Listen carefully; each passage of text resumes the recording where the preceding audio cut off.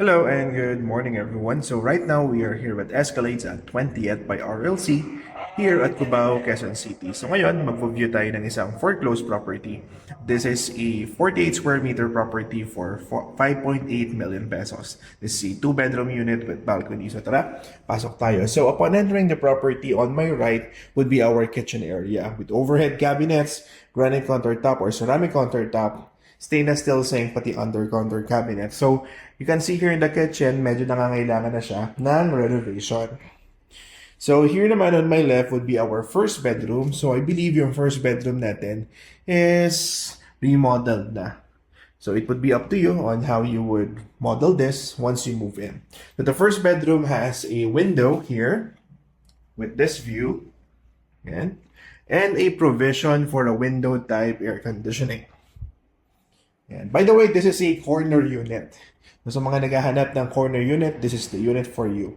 So, this is our common toilet and bath with sink, tank type water closet, overhead shower with provision for hot and cold.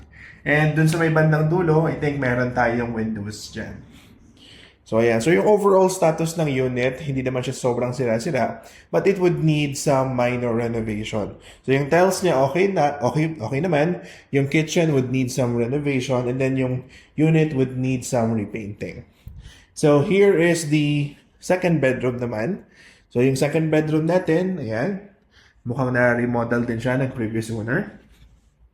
So, since this is a corner unit, you have extra window. So, you have a window here, leading to with the view of residential QC and may balcony dyan.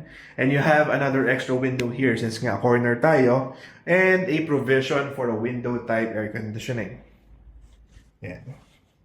So this area naman can be your dining and this one can be your living room. So you can put your sofa here, TV here, and also sa may bandang dulo natin, you have another provision for a window type air conditioning and a door here in which I cannot open, and leading to the balcony. And you have another window here. So, yan, let's check the balcony.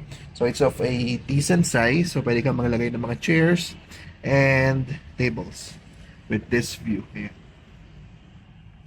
So, are you interested to get this specific unit? Send us a message now.